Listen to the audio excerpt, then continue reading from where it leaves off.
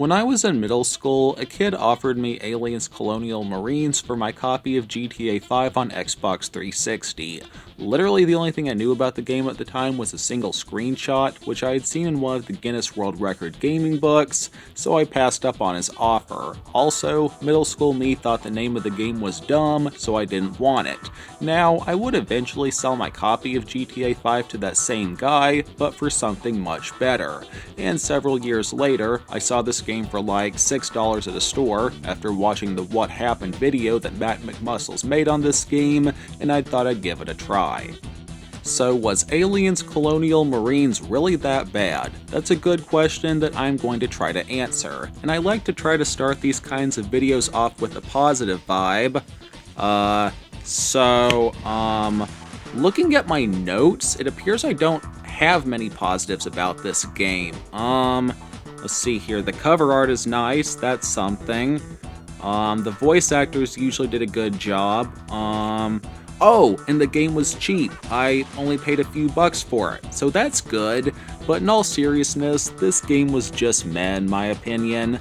I wouldn't say it's awful, it's certainly not great, it's just decent really. It's better than Rogue Warrior for whatever that's worth, but it sure ain't no Black Ops 2 or Halo Reach. Now, I guess I should note that I don't have a ton of experience with the Alien franchise. I watched the first movie a while back, and I played Aliens vs. Predator on PC for about half an hour, and yeah, that's it. That out of the way, my first real negative with this game is the horror elements. They practically don't exist. Those who regularly watch my channel will know that I mostly review zombie and horror games, and I assume that this game would be at least a little scary because, you know, Alien is a horror franchise, right? Well, this game didn't get the memo apparently, and I was never once scared or even slightly startled throughout the entire game. Spoiler alert, I guess the chest burster scenes were maybe supposed to be a little scary, but they weren't, so one could say I was a little disappointed over the lack of horror elements. Switching over to talk about the combat, it was alright. I played this game on the normal soldier difficulty, and it's not anything special. You fight a small variety of enemies, being human enemies with guns who had armored variants, and also xenomorphs with a couple variants, being ones that could self-destruct and ones that spit acid on you. So not a huge enemy variety, but enough for this game. Now, one thing I sort of praise Colonial Marines for is the health system. It's kinda similar to that in Medal of Honor Airborne, how you have bars of health, if you will, and your health will only regenerate up to the last bar, leaving you to find medkits to refill the rest of your HP. Let me try to explain this a bit better. You have 3 little health bars. Alright, if you get hit and it takes the first bar down to 50%, it'll regenerate all of that bar. But if you receive damage and it takes out a bar and a half, the bar that's completely lost won't heal itself, so you'll need to find medical equipment to refill that bar. I hope my explanation makes sense.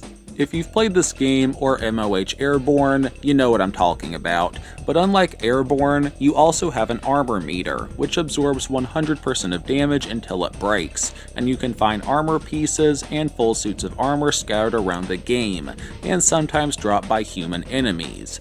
But why exactly do I like this health system versus most shooters of the time where your health fully regenerates on its own?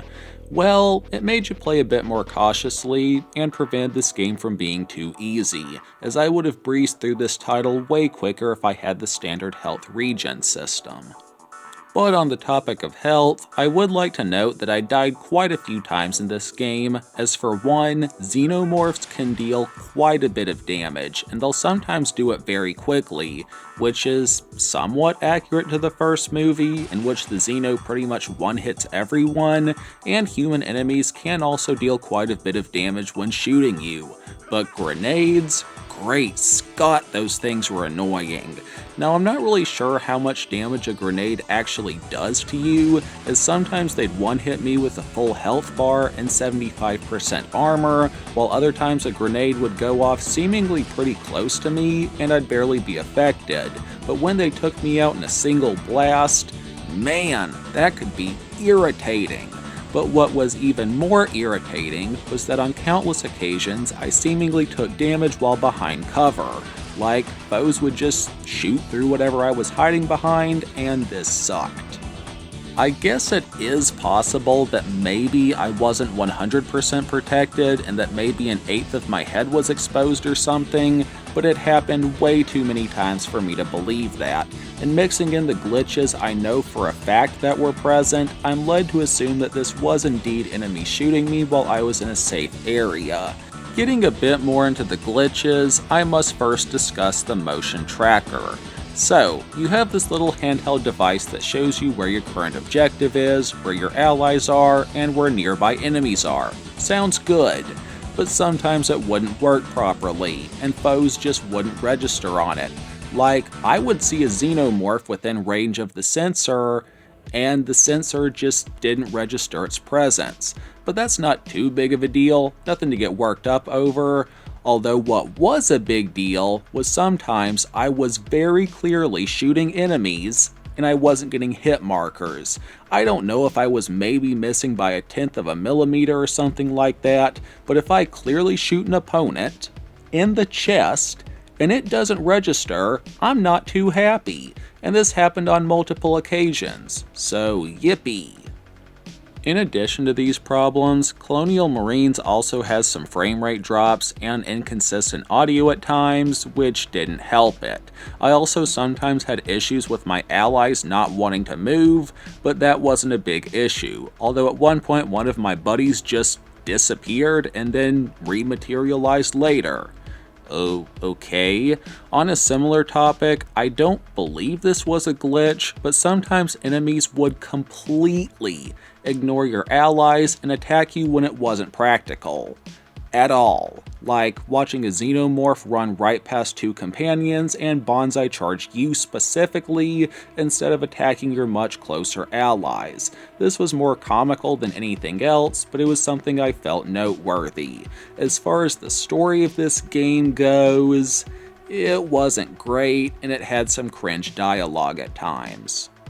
But at least this title does offer a decent weapon variety for you to use, ranging from weak infinite ammo backup pistols to powerful close-range shotguns, a couple medium-range automatic rifles, and a sniper rifle, all of which have some sort of an alternate fire mode, like a flamethrower or a grenade launcher, with the pulse rifle and the tactical combat shotgun probably being my favorite firearms to use. This game is a pretty unique feature in which you carry all of your guns with you at once, but you can only have 2 equipped, although you can swap out your firearms at any time you want. Basically, you can press Y to swap between 2 equipped weapons, and you hold Y to bring up your weapon wheel, and from there you can change out your equipped weapon, so that was nice. In addition to this, Colonial Marines has a weapon upgrade system, in which you earn XP by killing enemies and completing challenges and objectives, and you use XP to level up, with every level up granting you 1 upgrade point, which you can use to improve your weapons, like adding a new sight or changing the secondary fire mode, although upgrades are also level locked. Now, one thing I don't like is that single player and multiplayer challenges and progress overlap. I do see how some people could have enjoyed this, being able to keep your progress from MP and take it to the campaign and vice versa, but in 2025, with the multiplayer servers vacant, this is more annoying than anything else, as while playing the campaign, you always have 3 challenge slots active, with one being about the multiplayer, and since the PvP mode is empty, I was just stuck with only being able to work on 2 challenges, with the third just sitting there staring at me.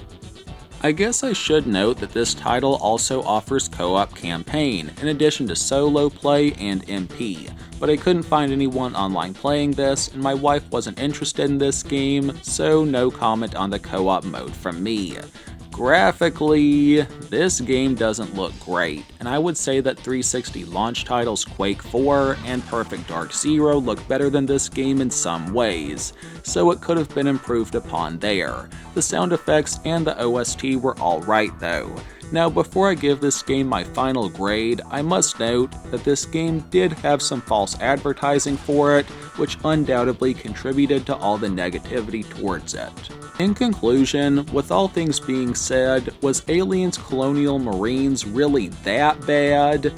No, I wouldn't say it's awful. It's playable, and I did enjoy it at some points, but it's just okay, and it earns a 6.9 out of 10 by my grade scale.